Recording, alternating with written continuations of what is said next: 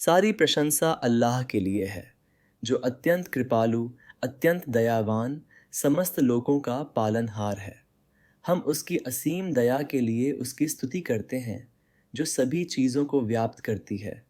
उसके न्याय के लिए, जो किसी भी कर्म को अधूरा नहीं छोड़ता, और उसकी बुद्धि के लिए, जो हमें अज्ञानता के अंधकार से ज्ञान के प्रकाश की ओर ले जाती है। अल्लाह की शांति और आशीर्वाद पैगंबर मोहम्मद सल्लल्लाहु अलैहि वसल्लम, उनके परिवार, उनके साथियों और उन सभी पर हो जो क़यामत के दिन तक उनके मार्गदर्शन का पालन करते हैं। ए अल्लाह, हमारे दिलों को अपनी चेतावनियों को समझने के लिए मार्गदर्शन प्रदान कर, हमारी आत्माओं को अपनी यादों पर ध्यान देने के लिए कोमल बना, और हमें उस सीधे मार्ग पर चलने की शक्ति प्रदान कर जो तेरी जन्नत की ओर ले जाता है, और उस दंड से दूर रखता है जो तूने उन लोगों के लिए तैयार किया है जो तेरे मार्गदर्शन को अस्वीकार करते हैं। मेरे प्यारे भाइयों और बहनों, अस्सलामु अलैकुम व रहमतुल्लाहि व बरकातुहू। आज हम सपनों, सुंदरता या आशा की बात नहीं कर रहे हैं। हम एक चेतावनी की बात कर रहे हैं जिसे अक्सर अनदेखा कर दिया जाता है, लेकिन यह हमारे आसपास दिखाई देने वाली हर चीज़ से ज़्यादा वास्तविक है। हम जहन्नम की बात कर रहे हैं, नर्क की, वह जगह जिसे अल्लाह ने उन लोगों के लिए सज़ा के तौर पर तैयार किया है जो उसे ठुकराते हैं, उसकी अवज्ञा करते हैं और जानबूझकर सच्चाई से मुंह मोड़ लेते हैं। यह कोई हल्के में लिया जाने वाला विषय नहीं है, न ही यह डराने के लिए गढ़ी गई कोई कहानी है। यह हमारे रचयिता द्वारा प्रकट किया गया एक गहरा सत्य है, एक ऐसा सत्य जिसका उद्देश्य निराशा पैदा करना नहीं, बल्कि हमारे हृदयों को जागृत करना, हमारे भीतर तत्परता की भावना जगाना और हमें मोक्ष के मार्ग पर ले जाना है। अल्लाह, जो परम न्यायी और परम ज्ञानी है, ऐसे विशद वर्णन केवल बयानबाजी के लिए प्रकट नहीं करता। वह अपनी असीम दया से इन्हें प्रकट करता है ताकि हम सावधान रहें, अपने मार्ग सुधारें और इसके भयावह आलिंगन से बचने के लिए अपनी पूरी शक्ति से प्रयास करें। क्योंकि जिस प्रकार एक प्रेममय माता पिता अपने बच्चे को खतरे से आगाह करता है, उसी प्रकार हमारा रचयिता भी हमें उसके मार्गदर्शन से मुंह मोड़ने के परिणामों से आगाह करता है। और शुरू करने से पहले याद रखें, नर्क की आग के बारे में बात करना आपको निराश करने के लिए नहीं है। यह आपको जगाने के लिए है, आपकी रक्षा के लिए है, आपको याद दिलाने के लिए कि अभी भी बदलाव का समय है। आइए खुले दिल और सचेत मन से इस चिंतन यात्रा पर निकलें और आग की यातना से अल्लाह की शरण लें। अल्लाह ने दो शाश्वत घर बनाए हैं, नेक लोगों के लिए जन्नत स्वर्ग, काफिरों और अवज्ञाकारियों के लिए जहन्नम नरक की आग। जहन्नम प्रतीकात्मक नहीं है, यह वास्तविक है। इसकी आग वास्तविक है, इसकी सज़ा वास्तविक है, इसकी चीखें वास्तविक हैं। कुरान में सूरह बकरा की आयत 24 में अल्लाह फरमाता है, उस आग से डरो जिसका ईंधन इंसान और पत्थर हैं, जो काफिरों के लिए तैयार की गई है। यह लकड़ी या कोयले से नहीं जलती, यह लोगों और पत्थरों से जलती है। इस्लामी आस्था में जहन्नम की वास्तविकता। इस्लाम में जहन्नम केवल एक रूपक या मनोवैज्ञानिक अवस्था नहीं है, बल्कि एक वास्तविक भौतिक दंड स्थान है जिसे अल्लाह ने उन लोगों के लिए तैयार किया है जो जानबूझकर उसके मार्गदर्शन को अस्वीकार करते हैं, बिना पश्चाताप के गंभीर पाप करते हैं और धर्म के मार्ग की बजाय अवज्ञा का मार्ग चुनते हैं। कुरान में इसका वर्णन ऐसे स्पष्ट शब्दों में किया गया है जो हृदय को भेदते हैं और मन को जागृत करते हैं। सूरह अल बकरा में अल्लाह कहते हैं, और उस आग से डरो जो काफिरों के लिए तैयार की गई है। यह मानव कल्पना की रचना नहीं है, बल्कि समस्त सृष्टि के रचयिता द्वारा स्थापित एक वास्तविकता है। जहन्नम शब्द अपने आप में गहरा अर्थ रखता है। अरबी मूल शब्द गहरा होना और नाराज होना से व्युत्पन्न यह अथाह गहराई और शाश्वत अप्रसन्नता का स्थान दर्शाता है। कुरान में इसे विभिन्न नामों से वर्णित किया गया है। अन्नार आग, जहीम धधकती आग, सैयर ज्वाला, सखर झुलसा देने वाली आग, अल हुतामा कुचलने वाला और अल हविया अथाह गर्त। प्रत्येक नाम इसकी भयावह वास्तविकता के एक अलग पहलू को प्रकट करता है, जो हमें याद दिलाता है कि यह कोई अस्थायी सज़ा नहीं है, बल्कि उन लोगों के लिए एक शाश्वत परिणाम है जो अपने रचयिता के मार्गदर्शन के विरुद्ध जीवन जीने का चुनाव करते हैं। जहन्नम का भौतिक वर्णन। कुरान और प्रामाणिक हदीसें हमें जहन्नम का ऐसा वर्णन प्रदान करती हैं जिससे हर आस्तिक का दिल कांप उठेगा। ये वर्णन हमारी जिज्ञासा को शांत करने के लिए नहीं, बल्कि हमें धार्मिकता की ओर प्रेरित करने और पाप से दूर रहने के लिए है। जहन्नम की आग इस दुनिया में ज्ञात किसी भी आग से भिन्न है। पैगंबर मुहम्मद सल्लल्लाहु अलैहि वसल्लम ने कहा, आदम के पुत्रों द्वारा प्रज्वलित की गई आग नर्क की आग का 70वां भाग है।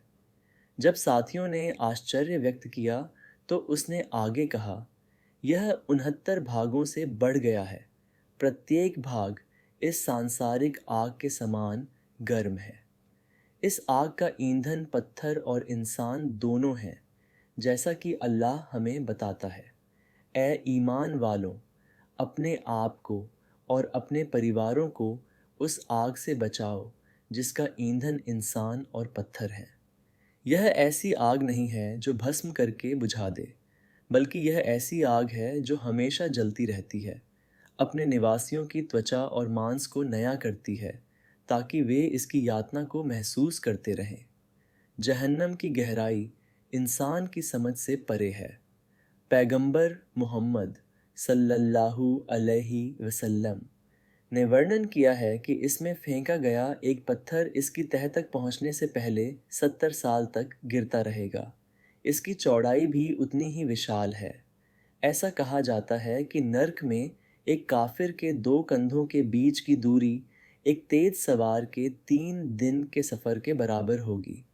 इसकी गर्मी इतनी तीव्र होती है कि अगर इसके मवाद की एक बाल्टी भी इस दुनिया पर डाल दी जाए तो इससे सारी वनस्पतियां मुरझाकर मर जाएंगी। निवासियों को अग्नि के वस्त्र दिए जाएंगे, उनके सिर पर उबलता पानी डाला जाएगा जिससे उनके पेट और त्वचा के अंदर का भाग पिघल जाएगा और उन पर लोहे की गदाओं से प्रहार किया जाएगा। जहन्नम के स्तर और द्वार। इस्लामी शिक्षाएं हमें बताती हैं कि जहन्नम के 7 स्तर हैं, जिनमें से प्रत्येक अपने से ऊपर वाले स्तर से अधिक कठोर है, और 7 द्वार हैं जिनसे विभिन्न प्रकार के पापी प्रवेश करेंगे। यह संरचना अल्लाह के पूर्ण न्याय को दर्शाती है कि दंड किए गए अपराधों और अस्वीकार किए गए मार्गदर्शन के अवसरों के अनुपात में होगा। ऊपरी स्तर हालांकि अभी भी भयानक दंड का स्थान है, उन लोगों के लिए है जिनके पाप कम गंभीर थे, जबकि सबसे गहरे स्तर उन लोगों के लिए आरक्षित हैं जिन्होंने अल्लाह और उसकी सृष्टि के विरुद्ध सबसे गंभीर अपराध किए हैं। पाखंडी जो अपने दिलों में अविश्वास रखते हुए भी ईमान का दिखावा करते थे, उन्हें आग की सबसे निचली गहराई में बताया गया है। प्रत्येक स्तर की अपनी विशिष्ट यातनाएं, अपनी गर्मी की मात्रा और अपने दंड के प्रकार हैं। कुरान में उल्लेख है कि कुछ लोगों के चेहरे आग में घसीटे जाएंगे, दूसरों को उबलता पानी पिलाया जाएगा जो उनकी आंतों को चीर देगा, और कुछ ऐसे पेड़ से फल खाएंगे जिसका फल शैतानों के सिर जैसा होगा। फिर भी इन सब के बावजूद हमें याद रखना चाहिए कि अल्लाह का न्याय पूर्ण है। कोई भी व्यक्ति अपनी पसंद और कर्मों के बिना जहन्नम में नहीं जाएगा। अल्लाह कहता है, और उनसे कहा जाएगा, जो कुछ तुम कमाते थे उसका स्वाद चखो, जहन्नम के निवासी। इस भयानक नियति के लिए कौन नियत है? कुरान और सुन्नत स्पष्ट करते हैं कि जहन्नम कई प्रकार के लोगों के लिए तैयार किया गया है। सबसे पहले और सबसे प्रमुख वे हैं जो अल्लाह को पूरी तरह से अस्वीकार करते हैं। वे अविश्वासी जिन्हें स्पष्ट संकेत और मार्गदर्शन दिया गया था, लेकिन उन्होंने मुंह मोड़ने का विकल्प चुना। ये वे लोग हैं जिन्होंने इस्लाम का संदेश सुना, उसकी सच्चाई को समझा, लेकिन अहंकार, सांसारिक इच्छाओं या अपने निर्माता के विरुद्ध विद्रोह के कारण अहंकार पूर्वक उसे अस्वीकार कर दिया। दूसरे हैं पाखंडी, वे जो बाहरी तौर पर ईमान का दिखावा करते थे लेकिन अपने दिलों में अविश्वास छिपाते थे। उनकी सज़ा कठोर है क्योंकि उन्होंने न केवल दूसरों को धोखा दिया बल्कि यह भी सोचा कि वे स्वयं अल्लाह को धोखा दे सकते हैं। तीसरे वे हैं जिन्होंने शिर्क किया, इबादत में अल्लाह के साथ साझीदार बनाना। इसे एक ऐसा पाप बताया गया है जिसे अल्लाह माफ़ नहीं करेगा अगर कोई व्यक्ति इस पाप के कारण मर जाए, क्योंकि यह उस परमेश्वर के विरुद्ध घोर अन्याय है जिसने समस्त सृष्टि को रचा और धारण किया है। चौथे वे लोग हैं जिन्होंने बिना पश्चाताप के बार बार बड़े पाप किए। हत्यारे, व्यभिचारी, चोर, दूसरों के अधिकार छीनने वाले अत्याचारी, ब्याज खाने वाले और अपने माता पिता के प्रति अवज्ञाकारी। लेकिन हमें याद रखना चाहिए कि अल्लाह की दया अपार है। सबसे बड़े पापी को भी माफ़ किया जा सकता है अगर वह मृत्यु आने से पहले सच्चे मन से तौबा करके अल्लाह की ओर मुड़े। मृत्यु के समय आत्मा के कंठ तक पहुंचने तक क्षमा का द्वार खुला रहता है। भयानक भोजन और पेय।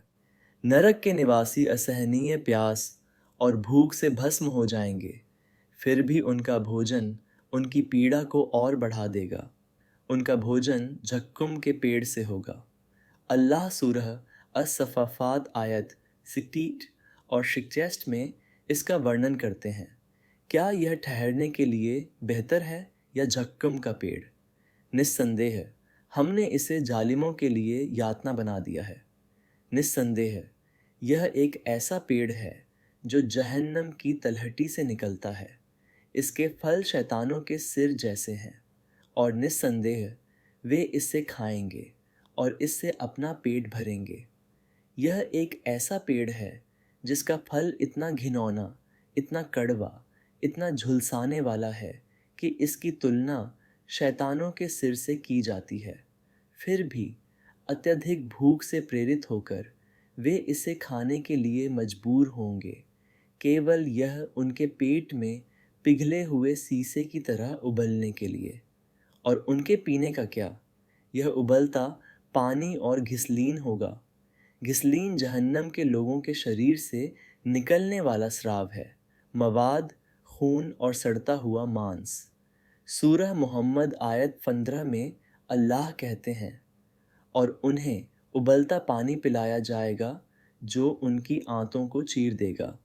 और सूरह अन-नबा की आयत 24 और 25 में लिखा है, वे उसमें किसी भी तरह की ठंडक या पेय का स्वाद नहीं लेंगे सिवाय उबलते पानी और गंदे मवाद के, जो एक उचित प्रतिफल है। भयावहता की कल्पना कीजिए, क्षय और पीड़ा के सार को ही निगलना, केवल उनके अंदरूनी हिस्सों को चीरने के लिए। वस्त्र और जंजीरें। उनके वस्त्र सुरक्षा प्रदान नहीं करेंगे बल्कि उनके कष्टों को और बढ़ा देंगे। सूरह अल-हज्ज आयत 19 में अल्लाह कहता है, लेकिन जो लोग इनकार करते हैं उनके लिए अग्नि के वस्त्र काट दिए जाएंगे, उनके सिरों पर उबलता पानी डाला जाएगा। और सूरह इब्राहीम आयत 50 में उनके वस्त्र टार के होंगे और उनके चेहरे अग्नि से ढके होंगे। उन्हें जंजीरों और बेड़ियों में जकड़ दिया जाएगा, जिससे उनकी गतिविधियां और भी सीमित हो जाएंगी और उनकी लाचारी और बढ़ जाएगी। सूरह अल-हक्का आयत 30 और 32 में अल्लाह कहता है, अल्लाह कहेगा, उसे पकड़ो और बेड़ियों में जकड़ दो, फिर उसे जहन्नम में डाल दो, फिर उसे 70 हाथ लंबी जंजीर में डाल दो। उन्हें मुंह के बल घसीटा जाएगा, अपमानित और अपमानित किया जाएगा। अथाह विस्तार और गहराई, जहन्नम कोई छोटी सीमित जगह नहीं है, यह मानवीय समझ से परे विशाल है। पैगंबर मोहम्मद सल्लल्लाहु अलैहि वसल्लम ने कहा, जो पत्थर नर्क में फेंका जाता है वह 70 साल तक गिरता रहेगा, उसके बाद वह उसकी तह तक पहुंचेगा। इस कथन में निहित असीम गहराई के बारे में सोचें। इसके 7 द्वार हैं, जिनमें से प्रत्येक पापियों के एक विशिष्ट समूह के लिए निर्धारित है। सूरह अल हिज्र आयत 45 और 44 में अल्लाह कहते हैं, और निस्संदेह नर्क उन सभी के लिए वादा किया गया स्थान है। इसके 7 द्वार हैं, क्योंकि प्रत्येक द्वार के लिए पापियों का एक विशिष्ट भाग निर्धारित है। इसकी रक्षा कठोर और शक्तिशाली फरिश्ते करते हैं, जो कोई दया नहीं दिखाते। सूरह अत-तहरीम आयत 6 में अल्लाह कहते हैं, जिन पर कठोर और सख्त फरिश्ते हैं, वे अल्लाह के आदेशों की अवज्ञा नहीं करते, बल्कि वही करते हैं जो उन्हें आदेश दिया जाता है। निराशा की ध्वनियाँ, जहन्नम से निकलने वाली ध्वनियाँ भी उतनी ही भयानक हैं। यह दहाड़ता और कराहता है, एक जीवित सांस लेती हुई सत्ता जो अपने रचयिता की अवज्ञा करने वालों के विरुद्ध क्रोध से भरी है। सूरह अल मुल्क आयत 7 और 8 में अल्लाह कहता है, जब उन्हें इसमें फेंक दिया जाता है तो वे इसमें से एक भयानक कश सुनते हैं, जबकि यह उबल रहा होता है। यह क्रोध से लगभग फट जाएगा। इसके निवासियों की चीखें हवा में गूंज उठेंगी। विलाप, चीखना, राहत, अंत, मृत्यु की भीख मांगना, लेकिन नर्क में मृत्यु नहीं होगी। सूरह अन-निसा आयत 56 में अल्लाह कहता है, जब भी उनकी खालें भुन जाएंगी, हम उनकी जगह दूसरी खालें डाल देंगे ताकि वे यातना का स्वाद चख सकें। और सूरह फातिर आयत 36 में, और जो लोग इनकार करते हैं उनके लिए नर्क की आग है, उनके लिए न तो मृत्यु का कोई अंत निर्धारित किया जाएगा और न ही उनकी यातना कम की जाएगी। इसी प्रकार हम हर कृतघ्न अविश्वासी को बदला देते हैं। मृत्यु की कामना तो की जाएगी पर कभी नहीं मिलेगी। यह एक शाश्वत अंतहीन सजा है। मानसिक पीड़ा, शारीरिक पीड़ा के अलावा जहन्नम में मानसिक पीड़ा भी उतनी ही विनाशकारी है। यह घोर निराशा, गहरे पछतावे और पूर्ण निराशा की पीड़ा है। उन लोगों के पछतावे की कल्पना कीजिए जिन्हें इस जीवन में जिस सत्य से इनकार किया था उसे बहुत देर से पता चलता है। सूरह अल फुरकान आयत 27 और 29 में अल्लाह कहता है, और जिस दिन जालिम अपने हाथ चबाएगा अफसोस में, वह कहेगा, काश मैंने रसूल के साथ कोई रास्ता अपनाया होता। हाय मुझ पर अफसोस, काश मैंने ऐसा ऐसा दोस्त न बनाया होता। उसने मुझे याद आने के बाद उसे भटका दिया था। और शैतान हमेशा इंसान का भगोड़ा है। वे एक दूसरे को दोष देंगे, एक दूसरे को कोसेंगे और अपने सांसारिक संबंधों की निरर्थकता का एहसास करेंगे। वे अल्लाह से दुहाई देंगे, एक और मौका मांगेंगे दुनिया में वापस आने के लिए, लेकिन उन्हें यह मौका नहीं मिलेगा। सूरह अस-सजदा आयत 12 में अल्लाह कहते हैं, काश तुम देख पाते जब अपराधी अपने रब के सामने सिर झुकाए हुए कह रहे होते, ए हमारे रब, हमने देख लिया और सुन लिया, अब हमें लौटा दे, हम नेक काम करेंगे। निस्संदेह अब हम निश्चिंत हैं। लेकिन कुरान सूरह अज-जुमर आयत 51 से जवाब मिलेगा, क्या तुम्हें मेरी आयतें नहीं बताई गईं और तुम उन्हें झुठलाते रहे? सबसे बड़ी यातना शायद अल्लाह की दया, उसकी प्रसन्नता और नेक लोगों की संगति से उनके हमेशा के लिए अलग हो जाने का एहसास होगा। वे अपने रब से पर्दे में होंगे। अल्लाह की चेतावनी के पीछे छिपी बुद्धि। कुछ लोग पूछ सकते हैं, अल्लाह हमें ऐसी भयानक सजाओं के बारे में क्यों बताता है? क्या यह उसकी दया और करुणा के विपरीत नहीं है? यह प्रश्न ईश्वरीय ज्ञान और दया के बारे में हमारी गलतफहमी को दर्शाता है। एक प्यार करने वाला माता पिता अपने बच्चे को गर्म चूल्हे को न छूने की चेतावनी देता है, इसलिए नहीं कि वे उसे डराना चाहते हैं, बल्कि इसलिए कि वे उसे किसी भी नुकसान से बचाना चाहते हैं। इसी तरह अल्लाह हमें जहन्नम के बारे में इसलिए नहीं चेतावनी देता कि वह हमें सज़ा देना चाहता है, बल्कि इसलिए कि वह हमें ऐसे कार्यों और विश्वासों से दूर रखना चाहता है जो ऐसी सज़ा की ओर ले जाते हैं। वास्तव में इन चेतावनियों का अस्तित्व ही अल्लाह की दया का प्रकटीकरण है। वह हमें बिना किसी चेतावनी के पैदा कर सकता था, हमें पाप करने की अनुमति दे सकता था और हमें सज़ा दे सकता था। इसके बजाय उसने नबी भेजे, किताबें उतारीं और हमें अपने फैसलों के परिणामों के बारे में जानने के अनगिनत मौके दिए। जहन्नम का डर एक आस्तिक के जीवन में कई महत्वपूर्ण उद्देश्यों को पूरा करता है। यह हमें पाप से बचने के लिए प्रेरित करता है, गलत काम करने पर क्षमा मांगने के लिए प्रोत्साहित करता है, हमें अपने सृष्टिकर्ता के प्रति अपनी जवाबदेही की याद दिलाता है और इस क्षणिक जीवन में वास्तव में क्या महत्वपूर्ण है, इस पर अपना दृष्टिकोण बनाए रखने में हमारी मदद करता है। इसके अलावा यह भय अल्लाह की दया और उन लोगों के लिए स्वर्ग के वादे की आशा से संतुलित होता है जो ईमान लाते हैं और नेक काम करते हैं। इस्लाम हमें भय और आशा दोनों के साथ अल्लाह की इबादत करना सिखाता है, उसकी सज़ा का भय और उसकी क्षमा और प्रतिफल की आशा। जहन्नम में प्रवेश के कारण। तो इस भयानक मंजिल की ओर क्या ले जाता है? कुरान और सुन्नत स्पष्ट हैं। 1. शिर्क, अल्लाह के साथ साझीदार बनाना। यह सबसे बड़ा पाप है जो क्षमा योग्य नहीं है यदि कोई बिना पश्चाताप के इस पर मर जाए। सूरह अन्निसा आयत 48 में अल्लाह कहते हैं, वास्तव में अल्लाह अपने साथ साझीदार बनाने को क्षमा नहीं करता, लेकिन वह जिसे चाहता है उसके लिए उसे कम को क्षमा कर देता है, और जिसने अल्लाह के साथ किसी को साझीदार बनाया उसने निश्चित रूप से एक बहुत बड़ा पाप गढ़ा है। 2. कुफ्र, अविश्वास, इस्लाम की सच्चाई को नकारना, अल्लाह और उसके रसूलों का इनकार करना। 3. गंभीर पाप, बिना सच्चे मन से तौबा किए। हत्या, किसी निर्दोष की जान लेना। सूद, ब्याज, खाना, ब्याज आधारित लेन देन करना। किसी अनाथ की संपत्ति को अन्यायपूर्वक हड़पना। युद्ध के मैदान से भाग जाना। पवित्र महिलाओं पर झूठा आरोप लगाना। नमाज, सलाह न छोड़ना, इस्लाम का आधार। ज़कात न देना।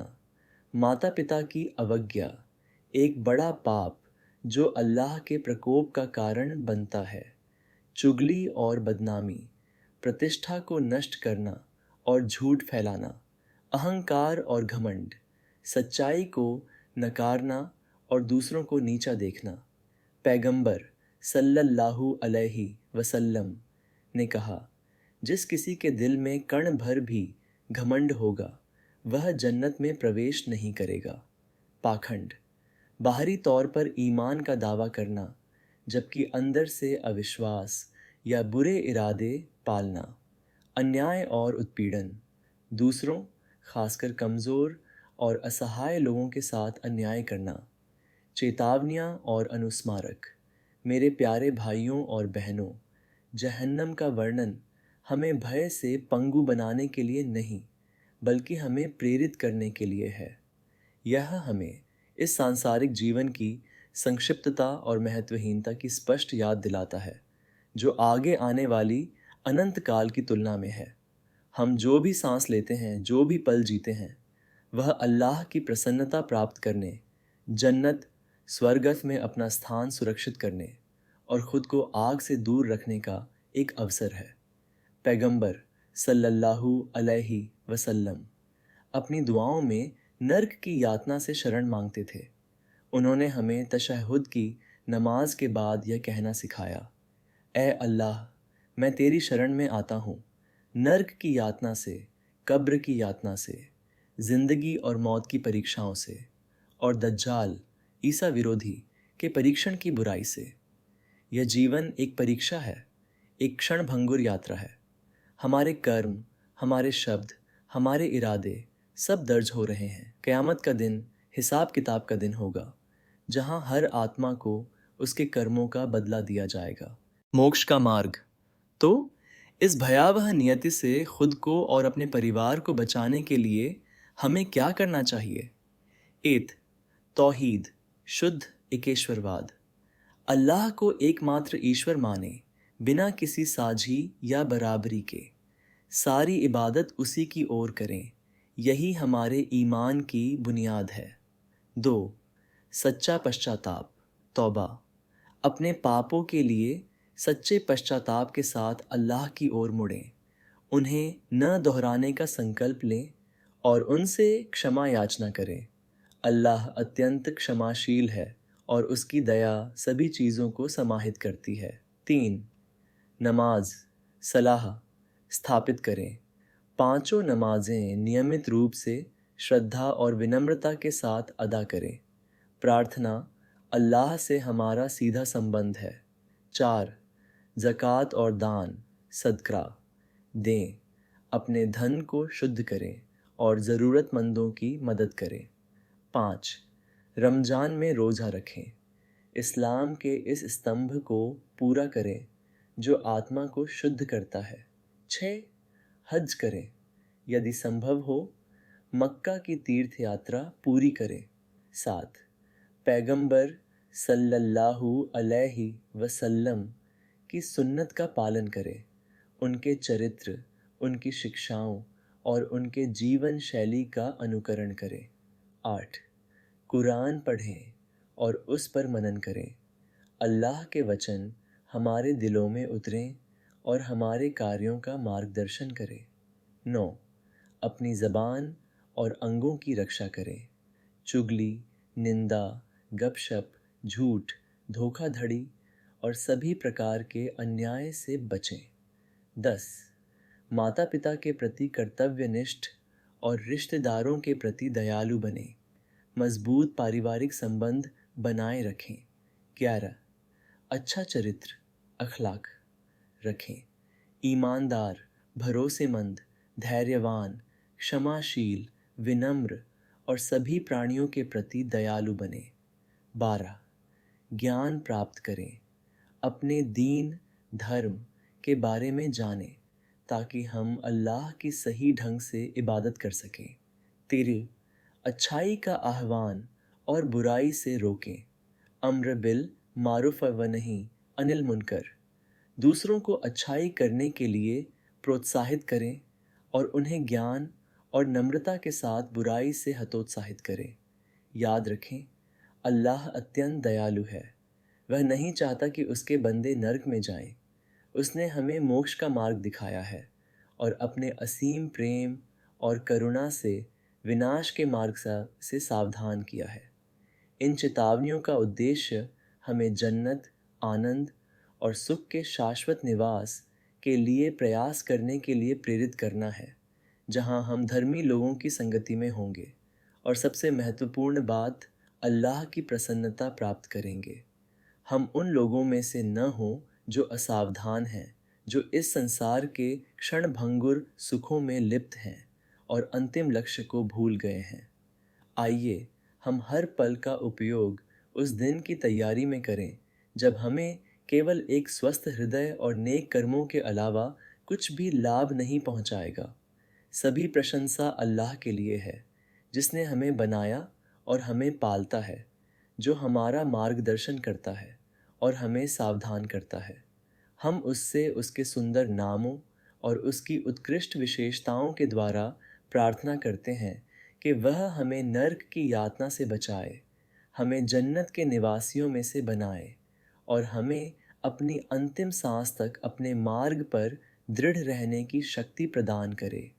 हम उससे अपने गुनाहों की माफ़ी, हमारे हालात सुधारने और हमारे पैगंबर मोहम्मद, उनके परिवार और उनके साथियों पर रहमत बरसाने की दुआ करते हैं। बेशक अल्लाह सब कुछ सुनने वाला, जानने वाला और रहम करने वाला है। आमीन। अगर आपको हमारे वीडियो पसंद आए तो लाइक, शेयर और सब्सक्राइब ज़रूर करें। जज़ाकल्लाह खैर।